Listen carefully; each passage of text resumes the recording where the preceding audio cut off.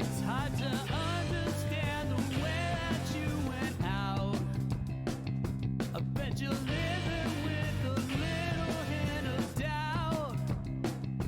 Maybe next time when you go to show your hand, you won't cut and run, you'll finally make a stand. 'Cause I know it's true, I'm finally getting to you. We're not through. Yeah, I know it's true, I'm finally getting to you.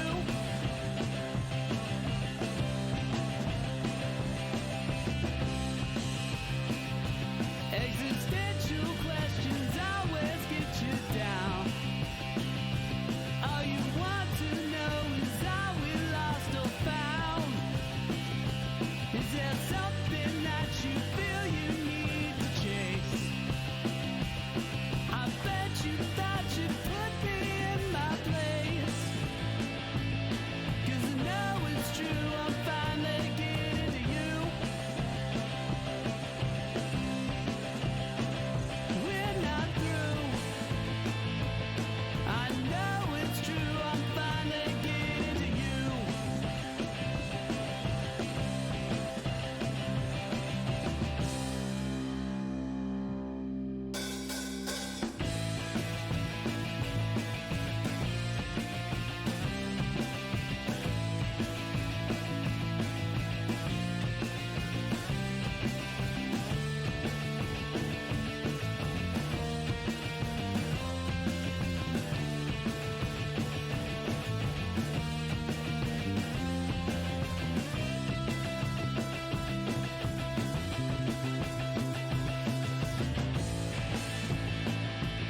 Yeah, I know it's true, I'm finally getting to you.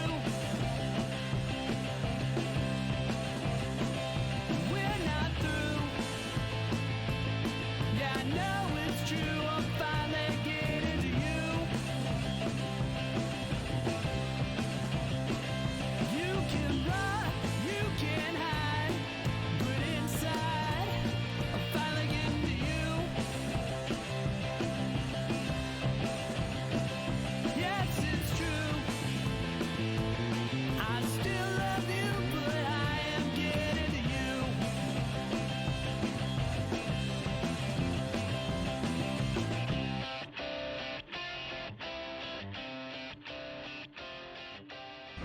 Stand by to initiate release sequencer.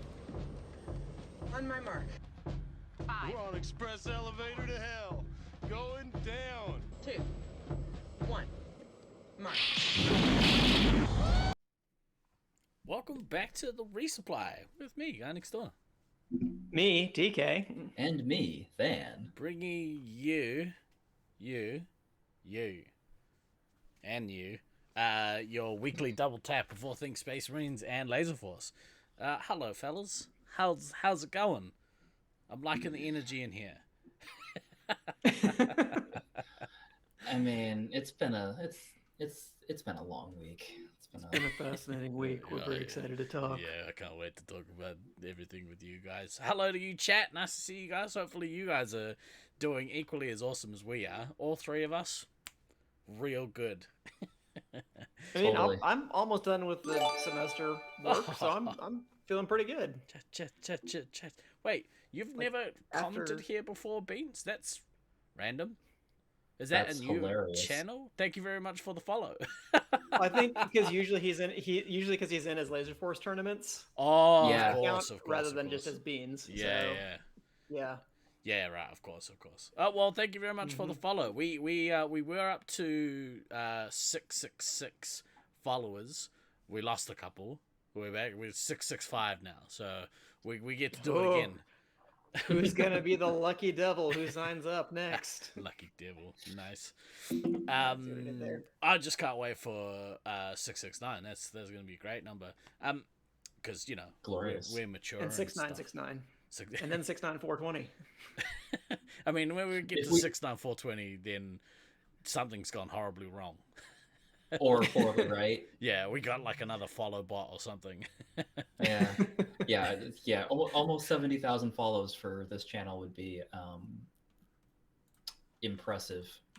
We just get rated by somebody who's doing nothing but streaming their feet pics, that's and their 70,000 followers just show up. I assume that's in our Ben's channel. personal channel. That's why he hasn't followed us yet. We've been waiting on that.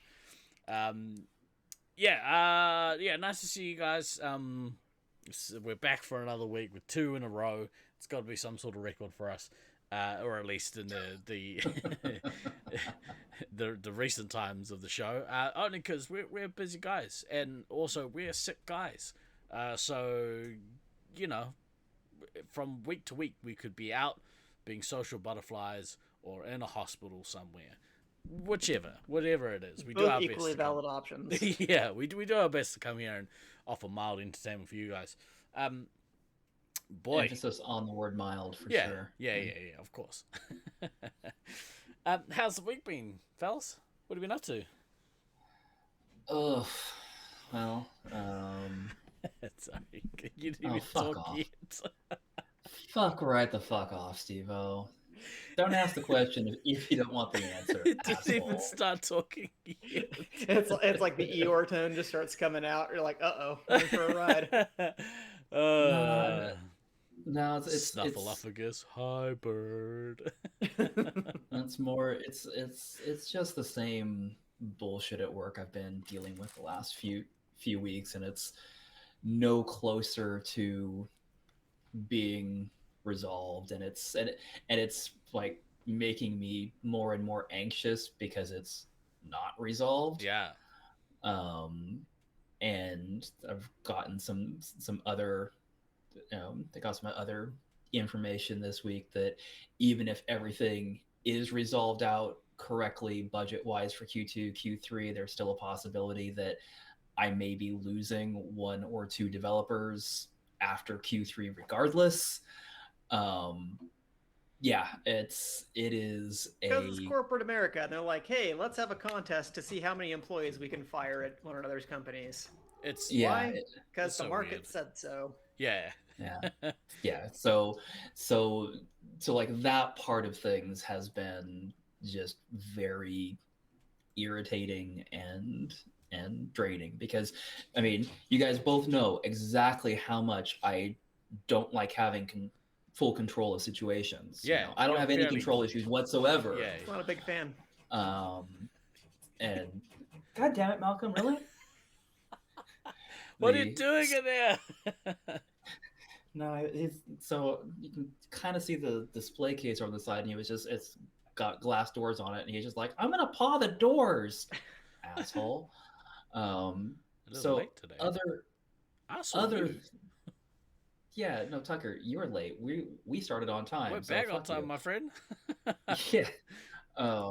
So, I mean, other than the work stuff, like everything else this week was actually pretty fucking good. But it's that kind of overhanging work stuff that is making me go, fuck. So, Bah.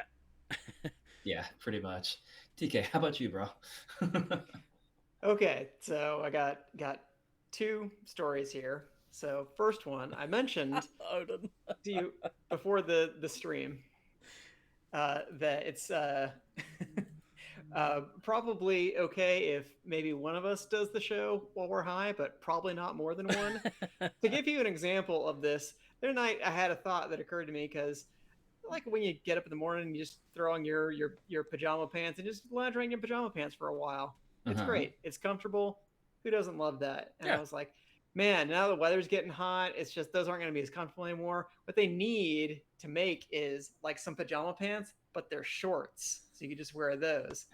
And fortunately, I stopped myself before I told this genius inside anyone else, and was like, you mean boxer shorts? Literally the things that you wear every single day. Just don't wear pants on top of them. That's amazing. Wow. Okay. Yep. I had a similar moment this week, actually, to that. Great insight. But it was the opposite. Like I had imbibed a little bit of cannabis, and I had a thought. It helped me figure out a very what I thought was a very subtle subtext for Guardians of the Galaxy, which I won't spoil for everyone, but like it really bummed me out until I was a little bit stoned and then just about to fall asleep and I had an epiphany. Jesus Christ! Wow. Really, JJ? Really? Okay, well, Cat. Yes, There's which short- look. What? There's Kit. You sure? That looks You like got a Mogwai over there? What is yeah, that? some sort of fancy dial-up modem. I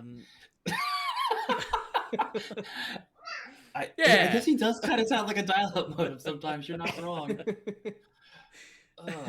Now, kids, I would have thought that was your cat. for those of you that don't know what a dial-up modem is, in the olden times before broadband was prevalent everywhere, we used to have to connect to the internet using a phone line. For those of you that don't know what a phone line is, your house used to be wired with copper wires that would connect to a central switch that you would make phone calls on with a connected device in your house. You know, I've always said that the only thing that makes a joke better is when you explain it. So, like, I hope everyone enjoyed that. It just it aged like a fine Gouda. It would just got Gouda and Gouda. The man works for a phone company, and just let him cook for 5 minutes, all right? What was the second thing?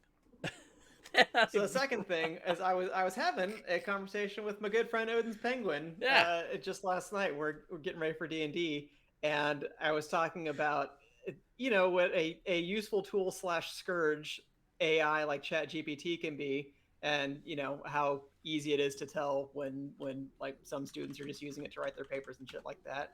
But Odin had the great insight to, hey, let's ask ChatGPT, or maybe I suggested it to him, and I don't remember what direction it went. Like, let's ask ChatGPT how we can get some good SM5 strategies. Let's see what ChatGPT has to say about that. So Odin asked ChatGPT specifically about how to beat the Great Wall of Taipan / the Totem Pole in Space Marines 5.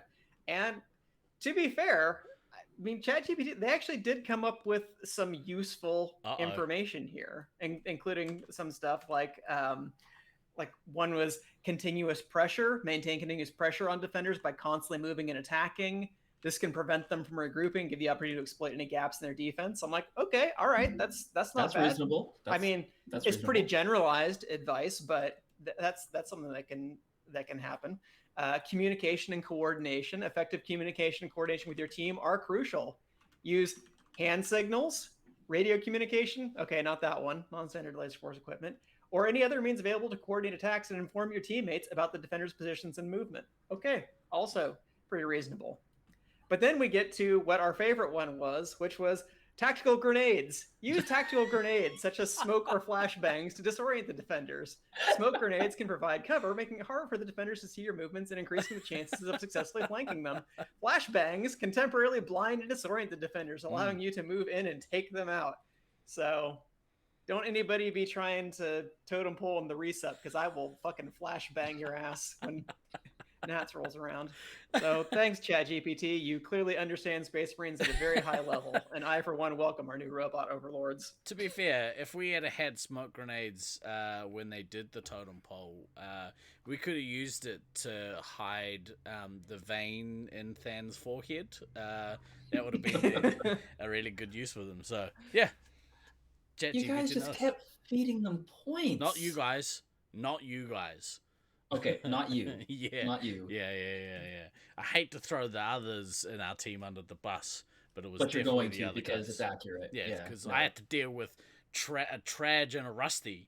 Good luck with that. Like, pal. that's hard? I Yeah. mean, come on. Yeah, no, it's still, yes, I'm still salty to this day that Sam, Sneak, and Soul did all just didn't stop throwing themselves into that grinder constantly. It's like, stop. Why didn't Sneak just unleash the Python as a distraction? I mean, that probably would have gotten you to break in. Technically that's non-standard Laserforce equipment, so... I think at the time nobody had invented pajama shorts, so yeah, you could whip it out. Man, it's $1 million idea when somebody actually follows through on it. You got a clothing company. Yeah. Oh yeah. I've already written Jump a in note on that. for later. No Yeah. problem. No. I'm way ahead of you. That's our next big thing. Yeah. We're gonna market it to Segue. stoners. You want to talk about any clothing related stuff? Yes, I do actually. I forgot I had put the cutoff as last week. It's a good thing I forgot that I put that cutoff in because I got a lot of people hit me up a week later, which is always the case.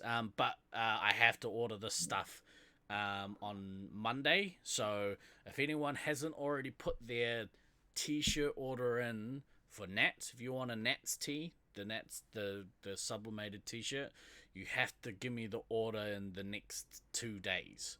You've got 48 hours to get your order in. And then I'm cutting it off. So if you forget or you change your mind and you say, oh, actually, I'm gonna get one of those t-shirts. Hey, guy next door, is it too late? I'll say yes. It's too late for you. When does payment have to happen? Pay me when you get here, please. Oh, you're not getting here. I'll let you know. I'll send you a link. Everyone else pay me in cash. I don't want to fuck around with no PayPal. So there's that. There's the hoodies. There's the caps. If you're looking to do some like team t-shirts as well, I don't mind taking those on. But again, you're gonna have to get that order into me like within the next 2 days if you want something cool and sublimated. I can do that for you. But I do need to order an ASAP, and you do need to order at least 10 garments to make it work. So, yeah, if you want to pay me all your money, I'll be happy to take it. You just have to order in advance. The other really quick thing I wanted to go into with Nat, so I've put a couple of, I've got, I don't know if people are aware, there's a events page that I put up. Sorry, let me start that again. There's a Facebook event that I added called Laserforce International's Post Nats Travel. Basically, it's like for everyone who is interested in all of the extracurricular activities that we're going to do during the week after Nationals, and also the Saturday before Nationals. If you haven't already say that you're going to that event, if you are planning on going to that event, hit that link there in chat. What's up, Trick? Hit that link in chat. That'll take you to the events page. I need to get a head count ASAP for Hobbiton. So if you are coming to Hobbiton, please just comment on the thread that I set up. Tell me that you're in. I will figure out how we're going to book that in advance, and I'll let you guys know there. That's the only one I think we have to prepay for. Everything else I think we can pay once we get to the activity, but again, I'll let you guys know. So yeah, that's kind of I think the easiest way, unless I just add everyone to a Facebook Messenger group, but then those quickly gets messy. They just spiral out of control immediately, and they're just a hassle. So I figured setting up an event for it and just doing individual posts would be the best. I would have used our Discord, but not everyone not everyone uses Discord, so it's maybe not the best thing to do. There's no perfect medium. No, there's not. I got it. One of the Brisbane team sent me an email this week and was like, hey, I don't use Facebook. Can I order these t-shirts? And I was like, yeah, bro, all good. So yeah, that was a nice surprise. Yeah, so let me know if you want to come along to that. I need to get head counts for accommodation and for the activities that we're doing, specifically Hobbiton. At least 2 members of the Resupply will be there. Yes, yeah, that's right. At least least 2 members of the Resupply will be there. That is an accurate count. That it's inclusive. That's why I said at least 2. At least 2. Yeah. Cheers.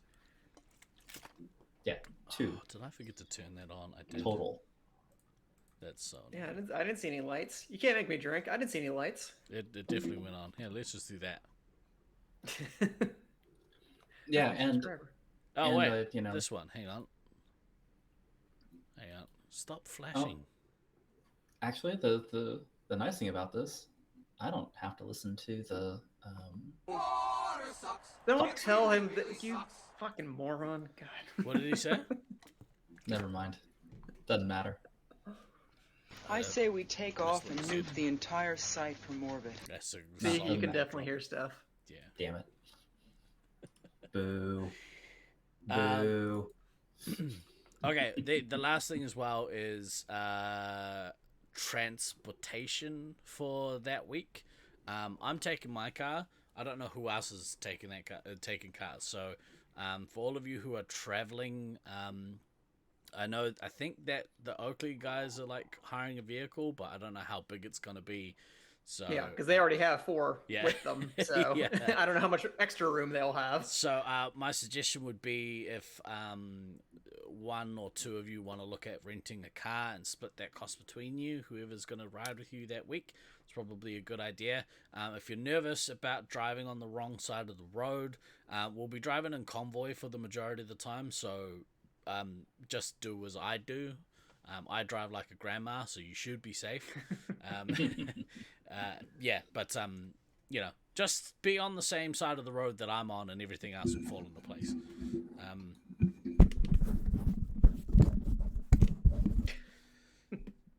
Brew drove on the wrong side in 2011. Yeah, he says he's a good driver.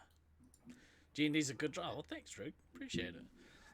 I mean, driving on the wrong side of the road sounds a lot scarier than it actually is. Like, you as the driver, you stay in the middle of the road. If you as the driver are on the outside of the road, you're doing it wrong. Fucked up. Someone's probably done wrong. Like, you're doing it so wrong at that point. I got that advice from you years and years and years and years ago, and every time I drive in the States, I hear your voice say that exact same thing. Because it's great advice. Yeah, it's great advice. It's like, hi, bird, make sure that you drive on. You know what I'm saying. Oh, fuck off.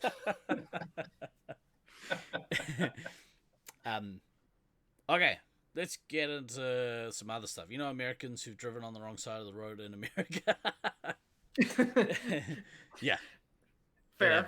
There is a lot of like down South Island. They've got some like pretty sketchy roads, and like there have been a lot of times where tourists will kill the locals because they've like been driving on these like cliff roads on the wrong side. They pull out a tourist like lookout spots and wham. But you guys should be safe. It'll be fine. We're not on South Island. We'll be good. Yeah, we'll be good. It doesn't happen in the North Island. Too much. Right. So I had a catch up. I've had a catch up with a couple of Laserforce people over the last little bit. We obviously I think I talked about it last week, but Virus was in the country. Yeah. And it was really awesome to see him. Really awesome to be able to play some tag with him. This week, or specifically last night, I had a catch up with Striker from Brisbane. Nice. Yeah, which was really cool. So we were trying to put together a Laserforce evening. Unfortunately, like people have plans on Friday night, so we couldn't get it done. Yeah, I know.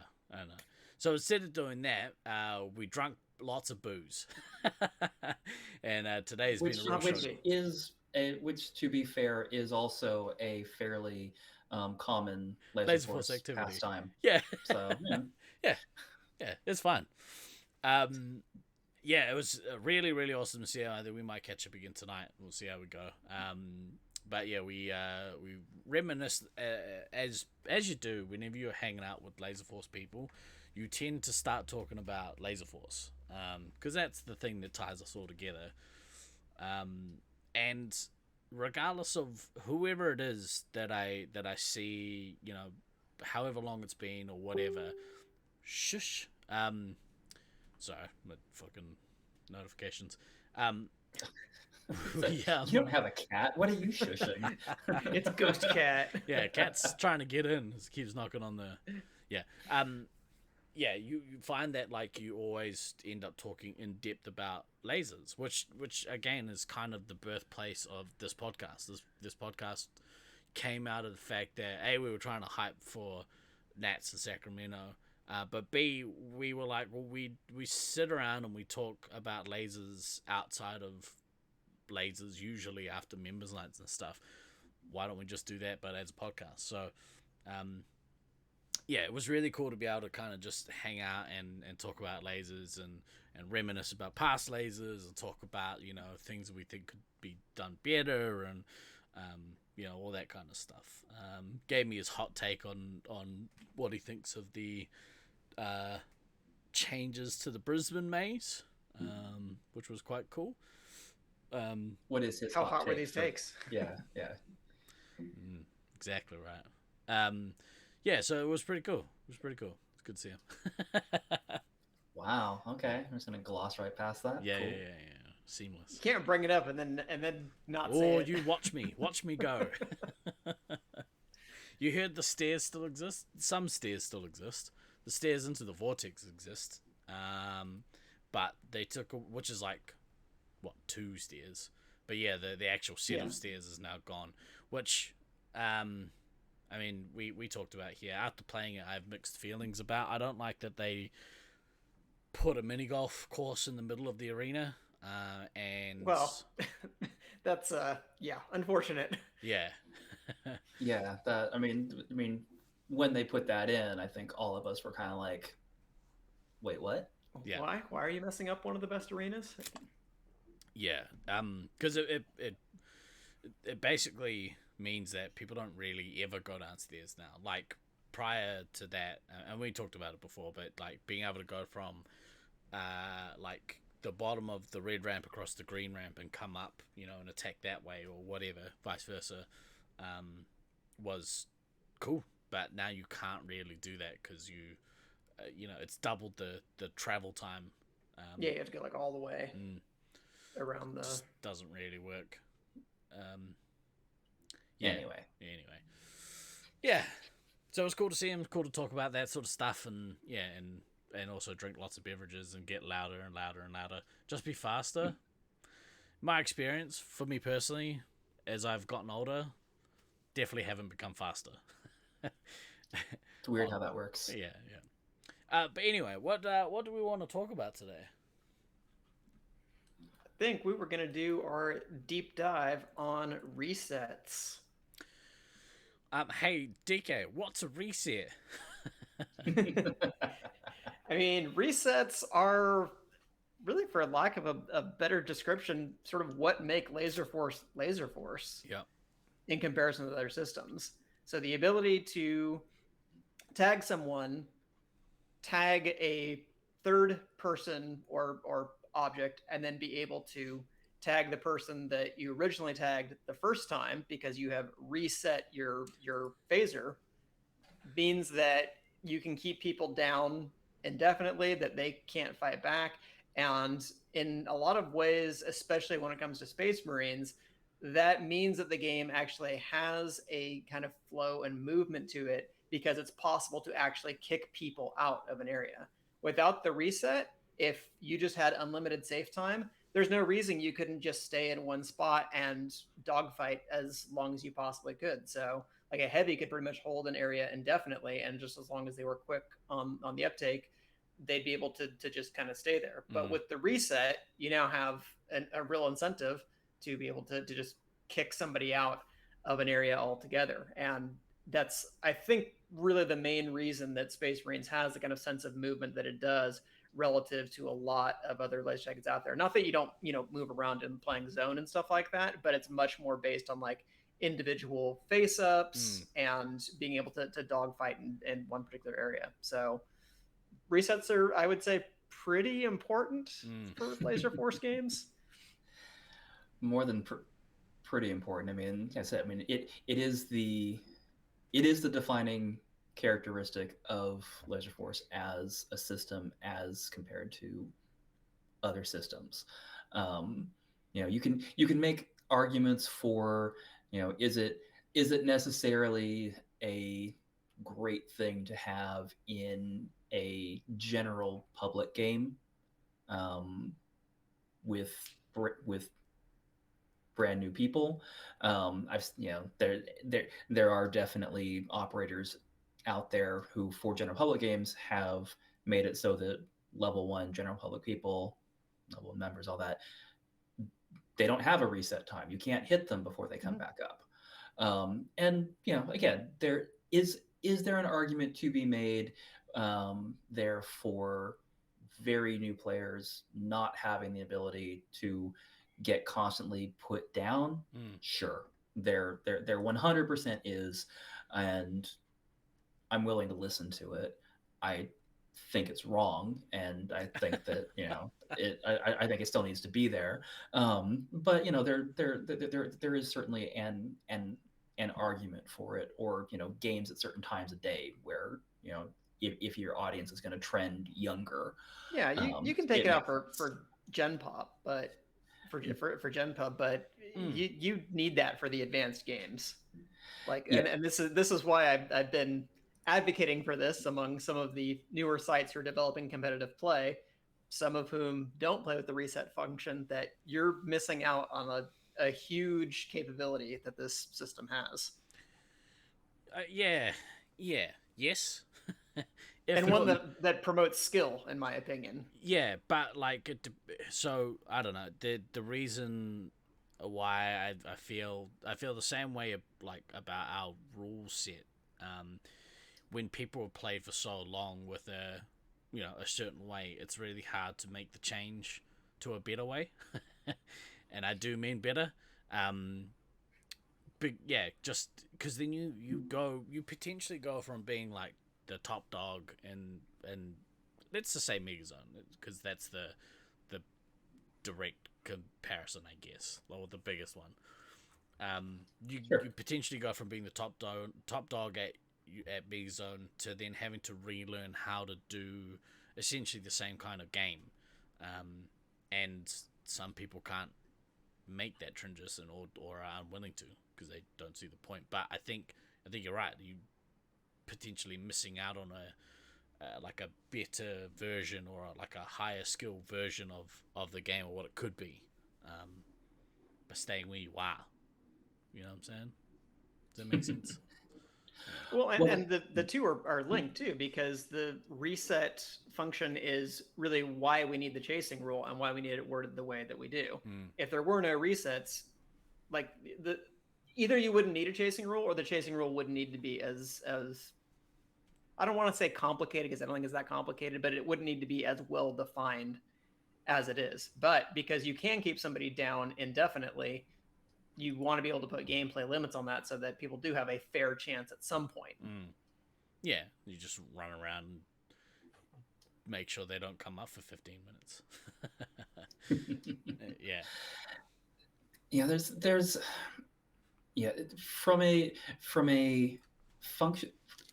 functional movement perspective within the game, having the ability to keep somebody, to put somebody down and have them have to make a choice between, do I try to stand here and hold this if there's nobody else around,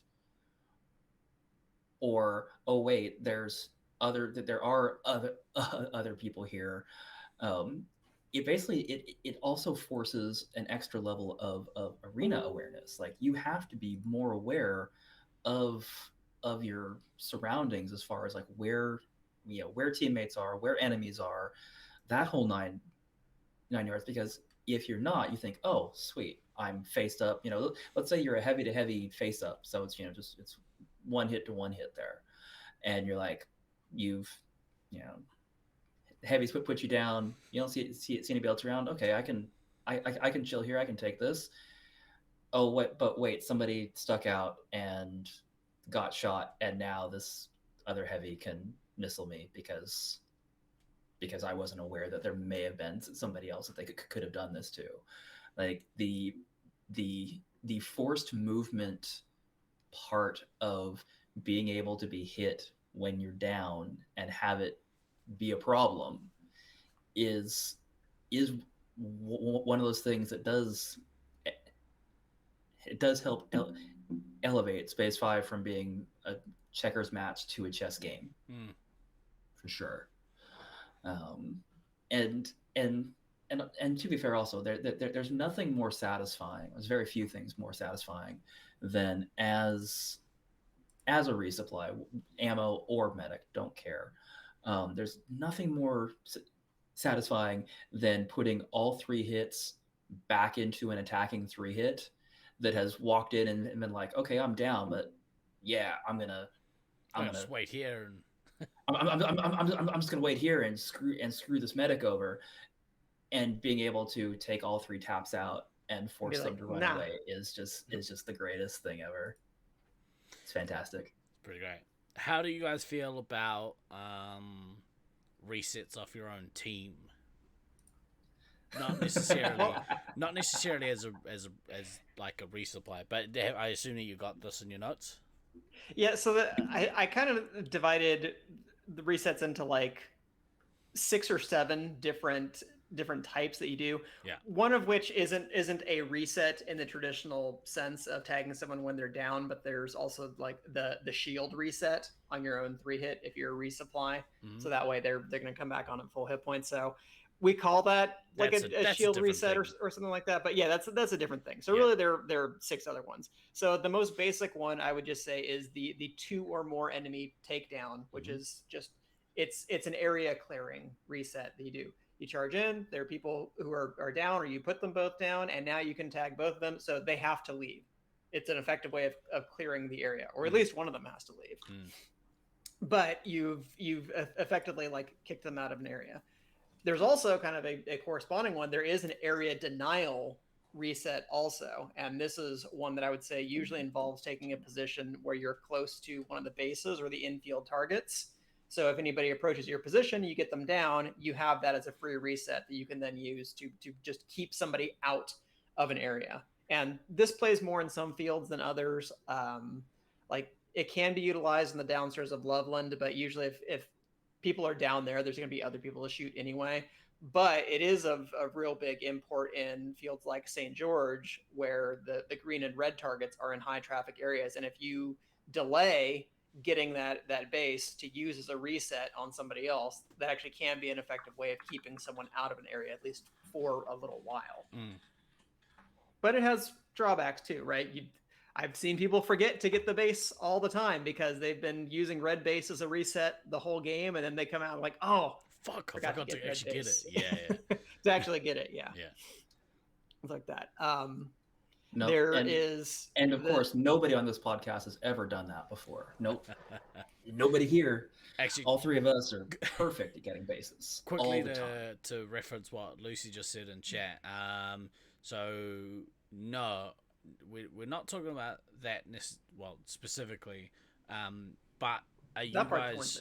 I assume that you guys are playing the SM5 tournament without resets. Is that what you mean? Are you guys playing with them or without them? I know like in some instances they've been turned off in Europe, so yeah. All right. What's the next thing you got there?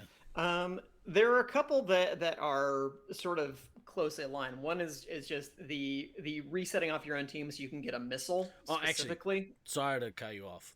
Real quick, just on the first one, I think as somebody who comes into Space Marines as a new player, one of the most important things you need to learn is how to do those first resets. So you need to understand the concept of resetting enemy players, and you also need to understand the concept of resetting off a base, because those 2 things pretty like the first one especially is really crucial to be able to play Space Marines 5 at a competitive level. The second one I think takes you from being able to play at an intermediate level to starting to get into advanced kind of gameplay, but both are crucial to learn as a new player. You need to understand how the reset works.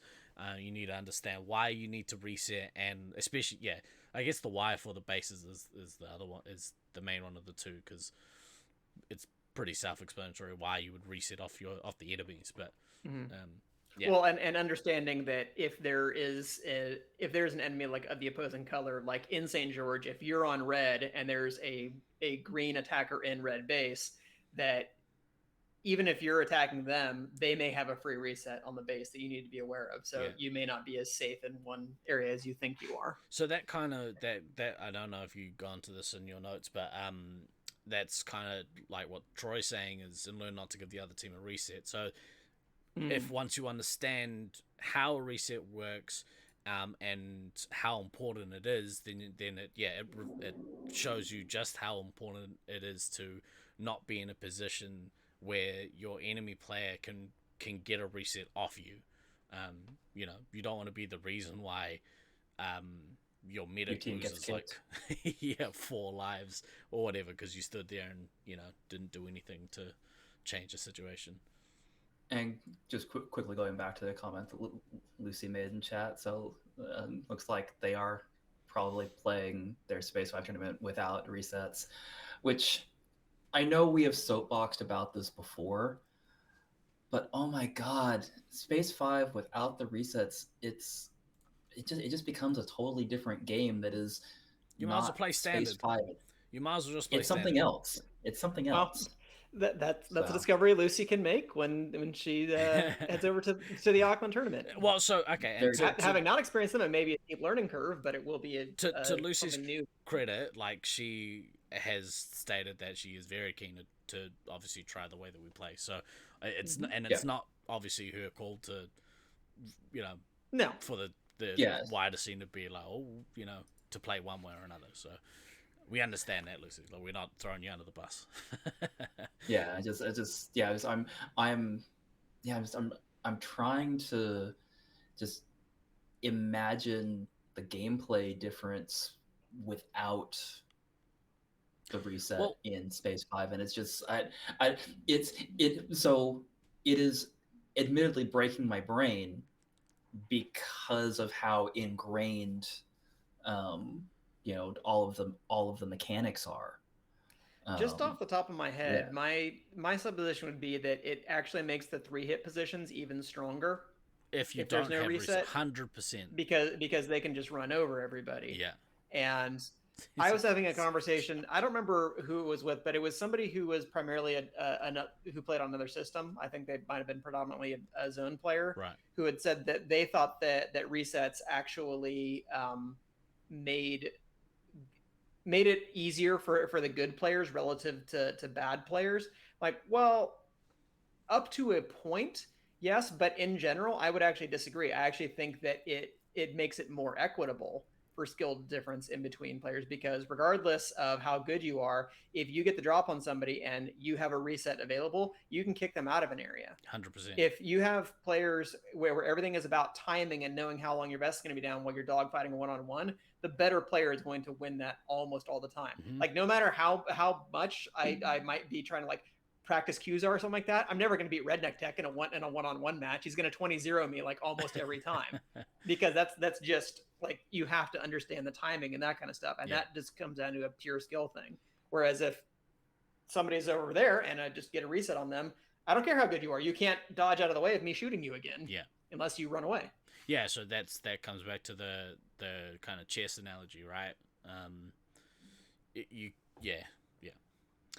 Anyway, so thought I would just interject and just make those points. But sorry, you were saying the third kind of reset strategy? So I mean, the rest of these are all variations on what you mentioned going into this topic, which is resetting off of your own team in order to get an enemy player down. But you can do that for different reasons. So I have essentially 4 different reasons you can do that. One is the missile reset. Mm-hmm. Is use a 3-hit shooting someone on their own team, so that way they can missile somebody else on the enemy team. And that being an advantageous trade, because although you're going to lose the 120 points for shooting your own team, you're going to make 600 net points off of missing another player, stuff like that. So it's a pretty good trade to make, and you want to be able to get those missiles off. You basically net 480 points out of it if you get the missile off. If you get the missile off, yes. Because there is also just the resetting to get an extra hit on somebody, which is a net 0 play if you manage to land the thing, because you're going to lose 120 for tagging your own team, you're going to gain 120 for tagging the enemy team. So it's net 0, but you're going to cause the enemy to lose an additional life. So this is particularly important in what I would call the track down situations at the end of the game. It may be advantageous to try to shoot your own team just to get a life off of somebody that much quicker, even though you're not going to get additional points for it. For the resupply in particular, right? This can actually be a net positive or a net positive situation, because other than tagging a player when they're down, your team isn't going to lose any points for you shooting them. So there's also the what I would call like the ammo heavy neutralizer move, where the heavy gets an enemy down, something like that, but maybe they go down themselves, and then the ammo just runs quickly to them to get the enemy 3-hit down again. There's actually footage of this kind of maneuver. It's in one of the POV games in Loveland where Caleb has the camera. This was from last year's West Coast, but I remember noting this specifically in a warm-up game, is that he as commander gets an enemy 3-hit down, but he is also down, but he's like, hey, there's a 3-hit here with no trail. So his ammo comes in, tags the enemy, resets off Caleb, tags the enemy again, resets off Caleb, gets the enemy down. And now Caleb comes back on because he still has the 1 hit point, since the ammo had reset off of him twice, and now he can missile the player who's down. So I'm like, ouch, what a brutal sequence for the person getting kicked out of there because they didn't move. So that the reset allowed them to just take that and get some additional points off of that. That's some high level play. For sure. And that similarly, right, if you have an allied 3-hit, there's just what I would call like the 3-hit suppressor move using an ally, where if you have a 3-hit cornered and maybe your 3-hit is nowhere near there, or they can't come in because the enemy has a trail on them, but you can use them to keep the enemy 3-hit down. And again, if you're not resupply and you're not going to get a missile on them, that's effectively like a net 0 play, but it can still be useful for keeping an enemy 3-hit down, because that's less time they're able to do damage to your team. Yeah, and also like if you take their lives away from them, then they have to go back to their resupply sooner. Like that's a biggie as well. If you could take sort of 2 or 3 extra lives from them in a attacking sequence, then that's a couple of less attacking runs they're able to make. Or so those are all, I think, valid reasons why you might do something like that. But based on your tone, Steve, I'm guessing you're going to introduce a potential objection or limitation to some of these scenarios. Like I'm an advocate for resetting off your own team, because I think most of the time it's worthwhile doing. One thing, again, if you're a newer player, one thing you never ever want to do is take one of your own medic's lives to get a reset. Even when they stick resetting their your gun own out team, and they say, "Hey, bro, shoot leave me," the medic out. not super helpful. Not super helpful. Yeah, only a truly brand new player would make that kind of move. Though. Seasoned veterans. Why would an experienced medic ever voluntarily surrender one of their own lives? I mean, I can tell you exactly why. Oh, wait. Oh, have you got an example of this maybe happening? Maybe in 2018 when I told you to use me as a reset. Yeah, maybe. No, so in that particular sequence, I knew where I was on lives. I knew how the game was going, and I knew that it gave you a chance for a missile. Like there was a whole long sequence of things that went into me, like and also knowing there was nobody else around that you could get a reset from. That was some galaxy brain shit. Well, yeah, so it was if to be fair, it in general, yes, resetting on your own medic is not a smart thing to do. It's generally a terrible thing to do. But situationally, depending upon how the game is going and how many lives the medic has left, and as a medic now, with Gen 8, you have no excuse to lose track of your lives because it's on the back of your fucking gun. In that type of sequence, it can make sense. Now, should you do it 95% as a of the matter time? of course? No, I'm going to say 99.9% of the time. Okay, 99% of the time, it's a bad idea. But there is a 1% time frame on there when resetting on your medic is an acceptable play. So I give you shit it's a whole about bunch it. of things that have to. I give you shit about it, and but obviously that's because most of the time it's a dumb thing to do. The good thing is the real reason is because he lost an MVP point for it. No. So And this is where you rely on the experience of your teammates and hopefully your own experience. But so Than put his gun out to give me a reset, which if I could have got a missile after resetting him, that would have been great. The problem is there was no opportunity for me to to get a missile off. It was gonna just be like a shoot shot. him and then shoot him. Yeah. So for me, I know that trade-off is probably not worthwhile in that instance. We were ahead in the game quite a bit from memory, and I think, was it Hoodlum? I don't know. I was trying to shoot. I can't remember who we were Don't playing. pick on Hoodlum. Don't do that. Oh, I'm gonna pick on him only because he made me look like a right idiot as heavy in that last game. Yes, he did. Yeah, He really did. I pride myself on my heavy playing abilities, and he punished me. He punished me like a nun at a Catholic school. But he, in that instance, like, I like Than gave me an opportunity to get a reset, but like in my experience, I'm like, that's not gonna work. However, I almost shot him just out of reaction, because I asked for a gun and his gun came over the top, and I turned and I almost shot him to then potentially that was get double the life. galaxy brain. Than was like, "Hey, Steve can get a missile off of this," and Steve was like, "Hey, no, that's Than's gun. I'm not going to shoot that." That's right. So hopefully, if you play for long enough, you can kind of pick these things up. But as a general rule, don't take your lives from your own medic. That's a general rule.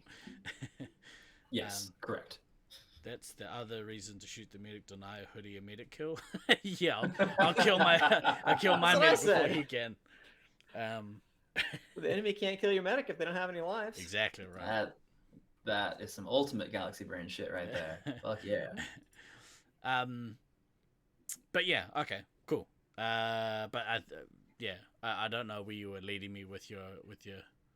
Oh, I was just curious what else you were going to bring up, because there are drawbacks to all of these, and I have seen players definitely take some of these ideas too far.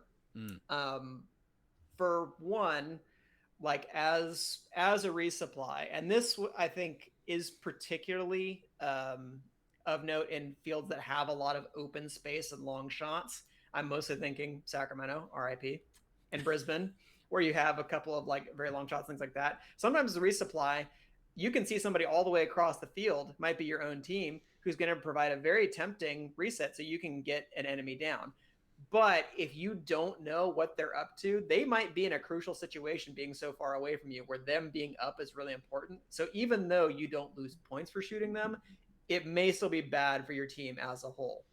Yeah, especially. And this was like something that would happen just on regular practice nights in Sacramento, where some more experienced players would always be wanting to make the call of being like, well, my decisions are the ones that count. So if I see one of my teammates and I need a reset, I'm going to shoot them regardless. And it's like, no, I was about to break in on the team. Yeah. So just be mindful of that kind of thing. Or if if you're shooting, like, because often if it's like in a mid-game situation, if you're taking a shot at your own scout, likely they have rapid fire activated, and like if they had only just activated their rapid fire and you shoot them to get a reset, you've taken their rapid fire away, which is quite a big thing. Like rapid fire is really useful for kick and resupplies.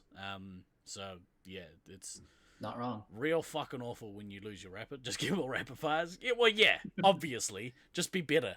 Rapids are cheap. Stop complaining and stop staying so close to your team.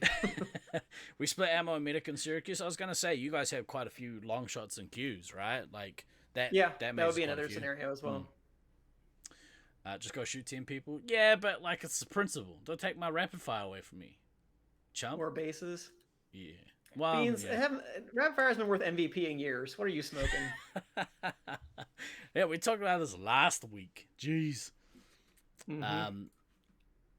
Yes. So that's one, is that as a resupply, it's possible to get a little too trigger happy on your players because Yes. you think that you know better, or because you like resetting people and you're like, what's the worst that can happen? I give them some shots and I get to reset somebody else. So yay.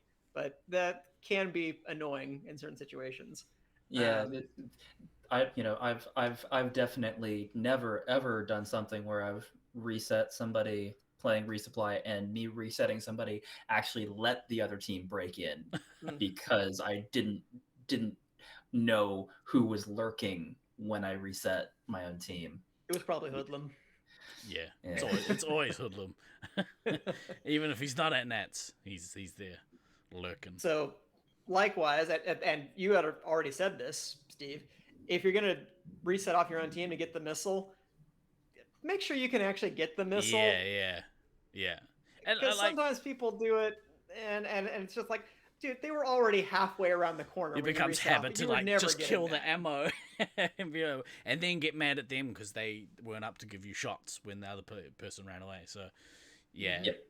You got to be pretty, well, not super picky, but like just know the situation and kind of.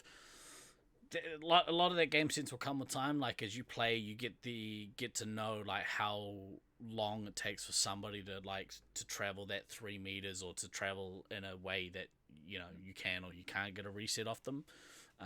You know your own limitations about how fast you might potentially be. So what are these? I don't understand your acronyms. What's FRFRA? And for real. Oh, okay. There was another one, a MUWF. Come on, Steve. I'm fucking old and I knew that. What the fuck, man? It means you're very frou-frou. But what's a MUFWA? Is it MUFWA? I let John missile Kayla 3 times for only. My face went. My face went. Oh, okay. My face when I learned what a MUFWA was. I don't know what these kids are saying with their crazy acronyms. I'm the oldest person on this fucking podcast, and I knew what those were. What the fuck, Steve-O? I mean, to be fair, whenever I see TFW and stuff like that, I still want to say the fuck what. I mean, yeah, because that just makes more sense to me. Yeah. Yeah, that's what I thought. The fuck what your resupply hits you? What? Oh, right. No, that means the other thing. FRFRA. Yeah, right on. A really awesome time to randomly try and shoot your own team to get a reset is when your commander is dropping a nuke, and you reset off them. To be fair, I'm gonna put some of that on the commander. Like, why? Where are you nuking that you're presenting that temptation for your teammate? Well, I mean, the amount of times it used to it happens rarely these days because none of us play Laserforce anymore. But we like a lot of times commanders will run back to the resupply and drop nukes there. But if you run back to your resupply, and especially with like now that when you drop a nuke, it tells you if it's the other team. So if you don't hear that prompt, it's probably your nuke. I still get that wrong at least like 25% of the time. I'm just like, that's ours, and then I go off. I'm like, well, I didn't get the announcement. I didn't get that memo. What the fuck? Cancel your own team's nuke equals more playing time. Latin Luther King. Oh my goodness. Newcastle, 100%. What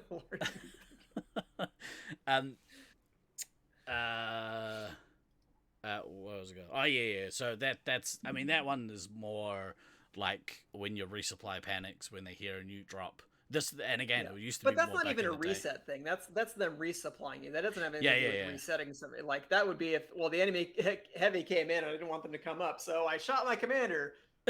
So that way their nuke would go up. Or like, and for some reason there was a nuke there and like the commander was like sitting there like dropping a nuke and the ammo gets the scout and then for some reason it's just like reset. Well, I'll be damned if I'm giving the enemy the bomb diffuser points.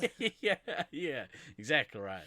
It's gonna devolve into just who can kill their own team out quickest, so that no one else wins any awards out of nets. That's the next step in MVP evolution. It's not just how do you get it for yourself, how do you deny it to the other team? How do I rob Taipan of MVP heavy? Reset your commander shield so they can't get hit while nuking. It's a big brain move. Mm-hmm. Yeah, definitely. big brain move. Right. Was that taking bribes to kill type and rusty out of games? I mean, I can pay that- you in clothing. How much is that Zippoody worth to you? Yeah. So that were those 4. Do you want to recap them real quick? There was shooting your own. Well, okay, so the 6 that don't count the resetting your 3-hit shield. So there is the area clear reset, where you kick 2 or more enemies out of an area because they can't stay together. There's resetting off the base, which is a form of area denial because you're holding an area and not letting anybody else come into it. There's resetting off your own team with the purpose of missiling the enemy team. There is using your resupply in particular, although I guess it doesn't have to be a resupply, to reset off of your team to keep somebody down. Being able to keep an enemy 3-hit down by utilizing one of your own 3 hits who might not be able to come in or use a backtrack, and then just resetting off your own team to take a life off of the enemy team generally. So all of those, I think, can be positive plays in the end, maybe not in terms of points, but they can make a positive difference in the game. But it is, I think, possible to go too far with a lot of them. I mean, the area clear reset, there's really no way to go wrong with that. You're only resetting off of the enemy. It's all good. Take all as the time. many That's what lives you're as you supposed to can, do. or hits off of the other team as you can.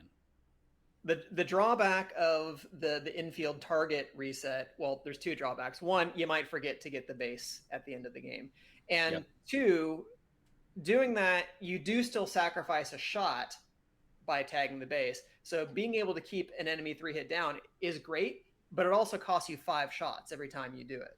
So it means that you're going to run out of shots faster. And again, it's not necessarily bad, but I have seen in some fields people run down on shots faster than they otherwise would because they are really obsessed with using the infield target as a reset. And whether it's off of a target or if it's off of your own team, another mistake people can make is doing it too quickly. I see sometimes people tag somebody and then immediately they will then tag somebody on their own team, or they'll tag the base like a second later. Why are you doing that right away? Like, they have 4 seconds of safe time. Wait and see how the game evolves. If they start running away, there's no point in wasting a shot on a base if you're not going to get the reset. And there's no point wasting a shot and taking off a hit point or a life off your own team if you can't get that reset. If you don't get that reset, then your play goes from a net 0 to a net negative in every conceivable way. Your team now has fewer shots, fewer lives, and fewer points if you don't get that reset. So you better be pretty damn sure that you're going to get it. What's fun with that is, you put somebody down and they stand there and they're standing there and they're thinking, oh yeah, sweet, cool, we're going to face up. And then, mental timing wise, you wait you wait 3.5, 4 seconds, then get your reset, then start putting the shots into them. And the amount of times that, well, one, I've been the idiot not moving, guilty. But the amount of times that, I've caught people out, they're just like, oh yeah, no, I can stay for this spot. Just by taking those extra couple of seconds before you get the reset. Because even if you wait 2.5 to 3 seconds, if they haven't moved, most players, and again, it depends upon where in the arena you are, most players are not going to be able to get into a safe location around a corner in less than a second. Yeah. It's just not going to happen. Except for long hallways, 4 seconds is usually enough to get around a corner, but a second to a second and a half probably isn't enough. That also, is like comes back to, if you understand how the reset works, then you can apply that to both your offensive game and your defensive game. So if you're doing that kind of thing, like if you're risking standing in a place. Nope, that's me. Sorry, let me mute. What are your cats up to? No, causing thunderstorms. Yeah. No, there's an air show at the airport that's like 10 minutes from my house. Yep. I got one of those this too. weekend, so they're doing all the things, and so yeah, I didn't realize that was going to be quite that fucking loud. Fucking with you. Got fucking Desert Storm over at Than's place. Did you say desserts? Yeah,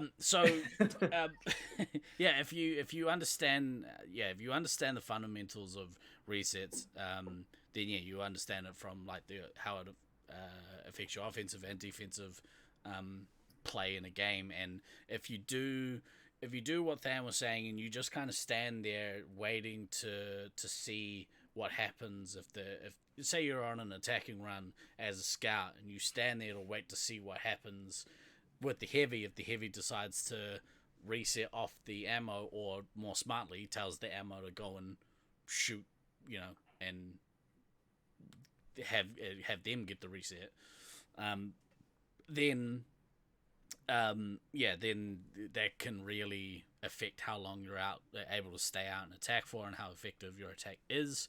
You have less lives and all that sort of stuff. So, you can kind of weigh those situations up the more you understand how the reset works and the timing of it and all that sort of stuff. So, it's important. I reckon it's one of the most important things to learn, as a newer player, is what a reset is and how you can use it to your advantage. Or at least how not to use it to your disadvantage by being a free reset for the enemy team. Because that'll make your heavy real happy. Well, but I mean, that's the other risk why you always take a chance if you are down and an enemy is up. And we've all heard our teammates give the hey, don't pop out, don't give him a reset talk. It doesn't always work out in your favor. So sometimes it's good to sit there and dogfight with somebody, but it's been my experience that being stubborn and trying to do stuff like that leads to bad outcomes more often than players think that it actually does. It's easy to get overconfident, especially if you're a 3-hit and you're like, whatever, this is just a 1-hit. I'm just gonna walk in and I'm gonna face up with them, because they can, even if they shoot me again, it's fine. I'm gonna kick them out once I come back up. But stuff can happen. So Chat GP Tucker has said SM5 is a collective game of 12 people making rapid fire, quick, small decisions that can build into bigger things. So smart. I would say that is accurate. Very accurate. It's why the game is so good. GP Tucker, you using that? Outstanding. Frufru.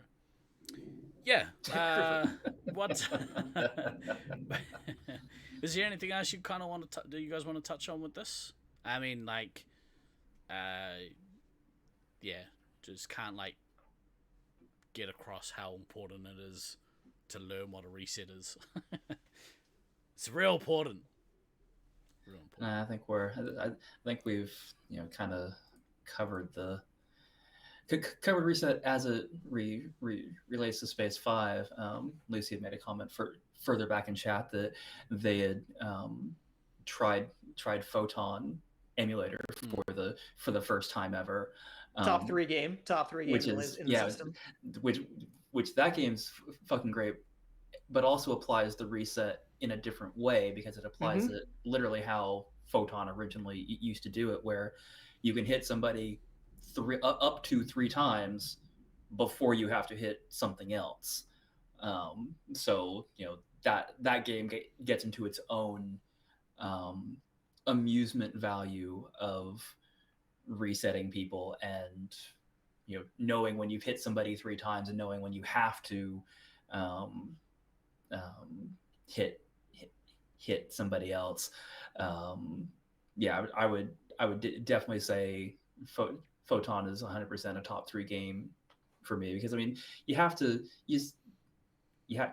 appreciate where Laserforce came from, and Laserforce came from Photon. And not just that, I think it is really useful as a Space Marines training game, not so much for the mechanics of a lot of things you do in Space Marines, but because it does teach you to not give away free resets. And this was a case I made to people in SAC. Unfortunately, a lot of people in SAC didn't like Photon outside of us, Dan. Yeah, it's true. But I made this case. The only person who really took me up on it was Cordash, and saying that this is really important because you will learn very quickly not to give away resets, because your score will be a direct reflection of how many stupid resets you gave away. And like once you start seeing that and actually quantify it on paper, like you kind of understand that in the abstract that, okay, well, giving away points is bad in Space Marines, but when you're only losing 20 points every time you get shot, so every person you shoot, that buys you five times you can get shot in terms of being a net zero score. But that can lead people into doing some really bad things. Whereas in Photon, it's 10 minus 10. Like your hit differential will be directly reflected in your score. So if your hit differential is shit, you will figure it out pretty quickly. And I dare say that you will be a better Space Marines player if you practice getting your hit diff into a better situation than, well, certainly above 1, but like hopefully well above 1. There is maybe a caveat to that. And this is a thing we were talking. Me and Striker were talking about. Striker and I were talking about last night. Because he plays competitive paintball, and got to know when to clear your phaser. What a great game. So yeah, we were talking about it, and I'd made the comment, and I think he was about to make the comment that whenever you have a paintball player move into playing laser tag, oftentimes they're really tentative about getting shot, and so could play too tentatively, worry about giving away their giving away points too much, because obviously there's more repercussions in paintball. If you get shot, you're out of the game or whatever, Right. So yeah, like with Photon, yeah, you like being more selective with your shot is definitely better. But like, I think there is a point where you can be too afraid to actually want to try and shoot somebody. Well, you're not going to score very many points that way either. Nah, but if you can manage to, like, I don't know, put more shots into somebody, but you only you got hit not many times, but that's because you didn't face up that many times with people. That's kind of more what I'm talking about. And as it translates to like Space Marines. But that could be useful for teaching players where are good places to stand to pick up points and resets and things like that versus other areas. Like if you're finding that you're in a spot, you're able to shoot people and you don't get shot that much, that's still useful information. Yeah, I guess so. Unless you're like, I get what you're saying. It has drawbacks, it has limitations, but all of those things, like just trying to build a positive hit differential, and sure, you'd have a great hit differential if you hit one person the entire game and you never got hit, but you also wouldn't score any points. Yeah. So that's one of the things that's like, okay, well, yeah, you need to do both of these things. They build on one another. Yeah. It is an interesting thing when you kind of take, and that's I think the lost art of, and this has gone beyond like resets, but it's the lost art of playing laser tag as a game as a whole. So like, and we have talked about this on podcasts before, but the other games that Laserforce have to offer all teach you things that you can implement in Space Marines, and that's why only playing Space Marines all the time, Space Marines or nothing is not a great way to look at it. And I think people forget that, maybe we should every now and again play some of these other games, or if there's no Space Marines on offer, some laser tag is better than no laser tag. So yes, generally speaking, yes. Laserball. Laserball's great. Laserball, if you want to, I think Laserball is I think Space Marines, Photon, and Laserball are probably my top 3 at the moment. I know I haven't played that much Laserball, but it's pretty fucking good. I still never played a game of Laserball. What up to in July? I'll be here watching the games on stream. Fuck. No, it's okay. Yeah, it's a shame. You have room for a 7th? Well, actually, I'm trying to. I spoke drunkenly to Striker about coming over, in July because he was like, I thought about it, and then last night I was Dial like, up that FOMO. bro, you should come in July, and he's like, I should come in July. So hopefully Striker will be coming over in July as well. And if he does stray, We're inching closer to that 7th team. exactly. I'm gonna scrape one together if I can manage it. It's definitely hard for new players to find the balance, so they just aren't hiding, but aren't standing out, giving out resets. Oh yeah. And that's maybe a conversation. Oh well, again, we've had this conversation. We basically rehash the same shit every 6 months. Don't go listen to old pods because you're cotton onto us. But some of the shit is worth rehashing. Correct. Yeah. Always. Tan, you should come in July though. They've got room for a 7th. It's not gonna happen. Yeah. You never know. One of my guys No. might drop out, so you could join our team. It's still not gonna happen. So That's bullshit, eh? I don't like your attitude. Some of these guys got bad attitude, Skip. Yeah. Gold. Dan waking up blindfolded on a boat in July. Is that related? Or is that just a good weekend? Yeah, you just go. Just go. Be fine. Or, better still, don't come to Lasers. Just come on the trip after. Just do that part. It'd be sweet. I'm looking forward to that almost as much as the tournament. Me too. Oh my goodness. It's going to be so much fun. Not that much fun. But it is almost. I've invested a lot into this tournament, so I'm still looking forward to that the most. Yeah. We didn't Fair. touch on it, but how's the training going? Like, how's the health stuff sort of working out? Good on my end. So my overall health and in particular my little gut problem I was having are not issues currently. So I'm Perfect. happy to be doing well on that score. And Sweet. I was shooting to maybe try to get in like 100 miles a week on my bike, which is a fair amount. I mean, that's going out a few times a week. Yeah. I don't know that I'm going to be able to hit 100 miles every week, but I can at least hit 100 kilometers. So Right. I can get it 100K for that every week. So that's where my focus is, and incorporating a little running here and there. Cause you actually need to run in laser tag, even though I fucking hate it compared to biking, but I can run all day if you put me in a laser tag arena, but if you just want me to fucking pound the pavement, fuck that Yeah, noise. it sucks, eh?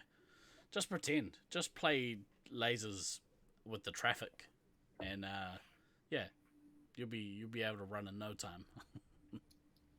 Frogger. I had a don't talk to me about how you cry. Well, I had an appointment with the surgical team this week, and they shadow lasers. Well, I think I've done stuff like that in previous years, like warm-ups, like it's almost like shadow lasers. I had a meeting with the surgical team this week. They're like, "Yep, you need surgery," and I was like, "I know, that's why I'm here." So they were like, "We'll contact you at some point for your surgery." And I said, "Well, I've got a laser tag tournament in July, and I've got a disc golf tournament in October." And they're like, "All right, well, we'll book you in sometime at the end of the year then." So won't be any surprise surgery, hopefully, before lasers. So that'd be good. Well, Nice. I hope I'm glad to hear. I guess you're able to handle a hard night of drinking with Stryker. I wouldn't say hard. just don't go overboard. I think I only had like, I don't know, 8 or 9 drinks. You're on strict orders not to go to hospital for the 2.5 weeks that I'm in country. I can't promise nothing, but I mean, I do have a more steady supply of medicine, so that'll keep me out of the hospital at the very That's least. helpful. Yeah, You're talking about milk, right? yeah, obviously. Yeah, for. We're gonna need a lot of fireball. Yeah, I'm sure people are gonna bring some stuff duty free. You'd think. Yeah, maybe I should do some baking. Yeah, well, I'll bake some homemade baked goods for the week. We'll see. I feel like there's going to be something getting baked, all right. Yeah, you know what I think is, why don't they make shorter pajama pants, man? Why don't you do that? Oh, Drig, you're dancing. You're dancing a fine dance there, my friend. Drigan's getting the band hammer laid down on him pretty quick here. Yeah. We can do that Friday night. Stay up and bake some goods. We could do that, Troy. We could do that. Just real quick, I want to reiterate again that I've put a couple of posts up in the events page, which I believe is that one. If you are doing the post-nats travel plans, please go to that link and join the Facebook event, and then comment if you would like to come to Hobbiton. It'll help us work out, if people are going to need to rent some vehicles and stuff, which is probably going to need to happen, so you guys can arrange that yourselves. I think I've got a full car at this point. So, yeah, just as a FYI. It includes this guy. It includes that guy. You're riding shotgun. You're my co-captain. What's it called? Co-pilot. Laser shotgun. Yeah.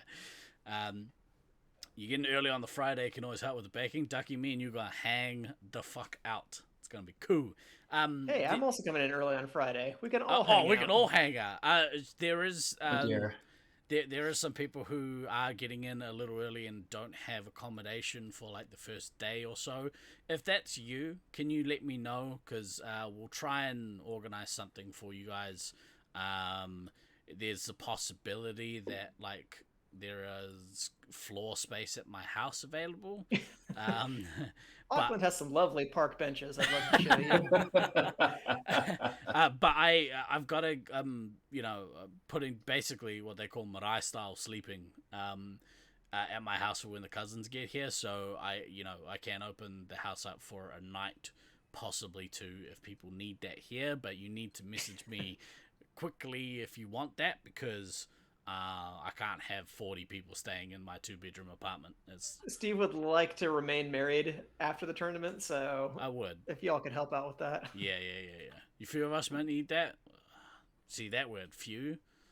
That's a very problematic word. I don't think you should have said anything, Steve. You're going to get about 20 messages in the next 24 hours. I mean, the fact that Troy said I've already reserved my spot is probably good, because I forgot that he was potentially one of those people, but yeah, I have a hotel from the first night that I get there, Steve. So you don't have to worry about me. That's all right. You're an actual adult, so yeah. So Ducky, since you're in chat, don't forget when we have D&D this weekend, I need to talk to you guys about what you're doing for accommodations after the tournament, but we can have that discussion another time. Yeah. Well, yeah, I think it's the same thing on the back end as well, but if we're all on the same page, then it helps out for people getting group accommodation and all that sort of stuff. So accommodation in late July in central Auckland may be a bit difficult. Path of Exile are having their exile. I don't know what any of that is, but I don't know if anyone's going to be staying in central Auckland. Staying in central Auckland would be not after tournament. It would be helpful. Yeah, after tournament, if you want to hang out downtown okay, after tournament, but like during tournament, that would be not. Trying to get across the bridge. Not the greatest idea. Go to Wairo. I don't think that's a great That's idea. not gonna work. Yeah, and like I'm actually considering getting a room at the accommodation where everyone else is staying, just so I don't have to commute in the mornings. Because my road sucks, which is not gonna. Suck. It's not gonna work out well for Stallion, because Stallion's staying somewhere around close to me, I think. But that's not going to work well for him. So, is Stallion coming on the trip after? Because I'm like, that would be one other car, right? Okay. No. Okay. Well, never mind then. Plus, he's flying up, so I think he's flying up. Well, never mind. Yeah. But yeah, if you guys just keep me in the loop, I'm happy to answer any questions that you guys have and like work with you to try and organize stuff and just make things a little easier. However, I can do that. But yeah, it's going to be really, really awesome couple of weeks, and it is only, like 9 weeks away? 8 or 9 weeks. 8 or 9 Real weeks. close. That's gone very quick. It's funny how that works. Yeah. I was like, I've got heaps of time to work out. It'll be fine. Not anymore. Nope. Yeah. No, you don't. Been trying. Just illness has been a real... Yeah, 9 weeks. 9 weeks. 9 weeks. Right on. Cool. All right. I'm excited. I'm real excited. Thank you guys for hanging out with us today. Thank you guys in chat for hanging out with us. Appreciate your company and your input into our deep dive topics, because hopefully we can help at least one player be a better player of Laserforce, or something that's wiser than what I just said. But for this week, I've been Guy Next Door. I've been DK. And I've been Van. Always remember to backtrack, kids. Frifra. We will see you next week. Ka kite ano. Bring your sweat shorts. Fucking, I've lost the button. There's the button. Bye. That's what she said.